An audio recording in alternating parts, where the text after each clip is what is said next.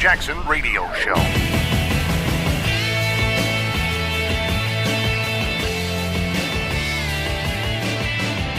Welcome back, everybody. Kevin Jackson here. It's the Kevin Jackson Show, KJRadio.com.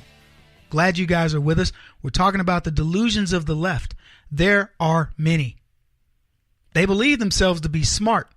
And what I figured out is I figured out the game of how they play this smart game, right?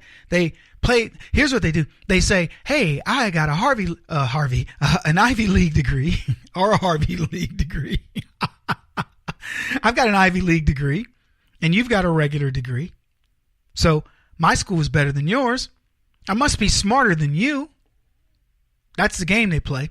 And what's funny, and you guys have heard me talk about this, they go out and they get the best students on the planet. They recruit them because they've convinced them that you get this degree, you're great.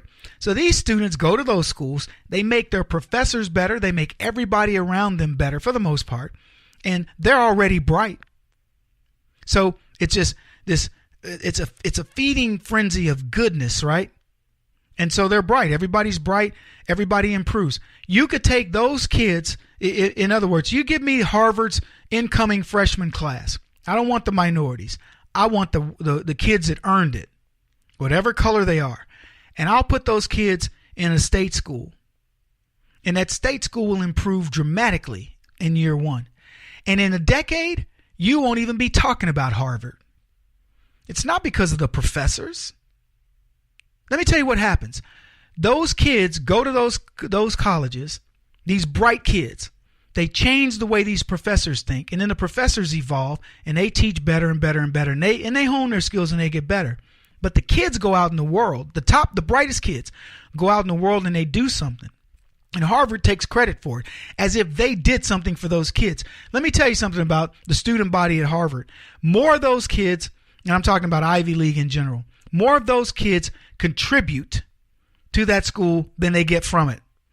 MIT is an amazing school. They got geniuses teaching there.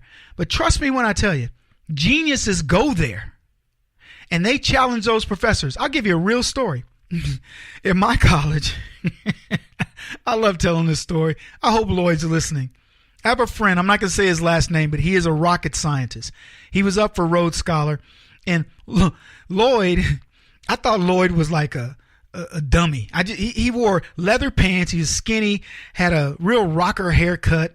And I guess you could describe Lloyd as good looking. No offense, Lloyd. I didn't look at you that way. I know Diana was sitting next to you and she was the hottest girl in engineering school. So that said something for you. And I remember Lloyd came to class one day with a black eye and he says, yeah, I went to Golden Gloves.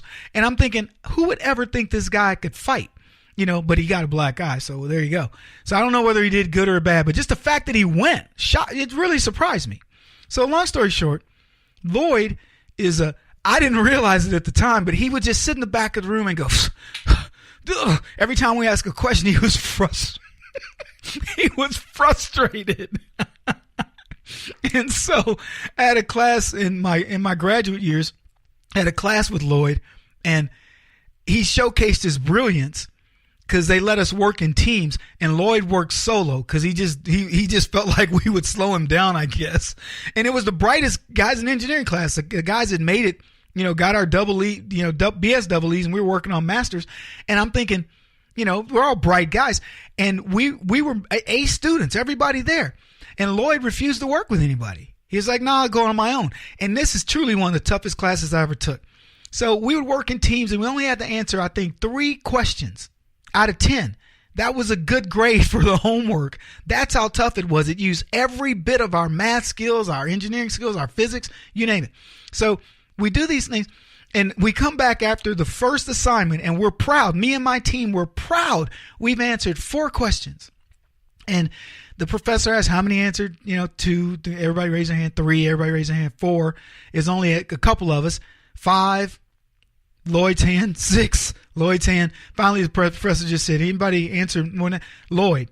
So we were like, BS. There's no way. You didn't even have enough time. If you had a regular load in class, you couldn't have answered more than 4 questions.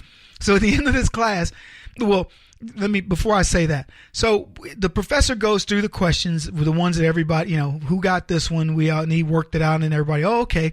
And so he worked every question. Well, he got through us pretty quick. So then he says, well, let's go ahead and go through the rest of them so you guys can see how you should have solved for them. So he's going through that. And he and Lloyd end up arguing about, what the process is. And I'm going, Lloyd, he really does know this material. So the professor finally you could see he's frustrated because Lloyd has gotten him. Lloyd is like, no, you can't assume that. And he's just explaining it. And it dawns on me then why this dude was sitting in half my classes snorting because he was so bored. So it turns out he was up for Rhodes Scholar. Now, I'm telling you, to be honest with you, I kind of forgot why I was telling the story for a second there. But here was my point. Lloyd could have gone to any school. Any school. If he'd gone to MIT, he would have been brilliant there. If he'd gone to Caltech, he would have been brilliant. Now, he would have been around other brilliant kids or whatever, and they would have all gotten together and come up with different things. I'm telling you, it is the students who make these colleges what they are. It is not these professors. That's not to say the professors are not rock stars. Many of them are. When you're MIT, you finally are going to hire the best of the best. But I'm telling you, I could make an MIT out of a state school if I just took the next 10 years of the students that they are going to bring to that school. If I took those students and I put them in regular colleges, those colleges would rival MIT within a decade. So the ruse, the delusion of education, is that you're going there and you're getting educated. Maybe the average student, but ask yourself this question. Why is it that colleges and universities have gone away from STEM classes and have decided they're going to make people into social justice warriors and all these humanities and things where you have to interpret things? The reason is they can't teach you. They don't even want to teach you. Most of these school teachers, that starts out as a labor of love, but it gets too difficult because too many of these kids are incorrigibles. They don't want to learn. They get to college and they say, why do I have to follow rules, go, get grades and do these things to get my grades? Why can't I just, get my grade the way I want to get my blah, blah, blah. You know what I'm talking about. And the colleges capitulate. And that's why we are where we are. It is a delusion. Give me your topic. Give me education. It is a delusion. The idea that this country truly is interested in the student is a lie. If they were, they would have changed the way we do education decades ago. I remember seeing the movie Waiting for Superman. They say it's a failure factory is what these schools are. They don't teach. It's antiquated methods based on an industrialized society. And you're just going to need these factory drones, these workers that do nothing except what you tell them. It isn't about a thinking man society anymore. And that's our problem. But the left wants to convince you that no, education is important. We stress it, yada, yada. No, they don't. It is one of the left's delusions, a grand delusion. And that's what they use every time they want to get your money.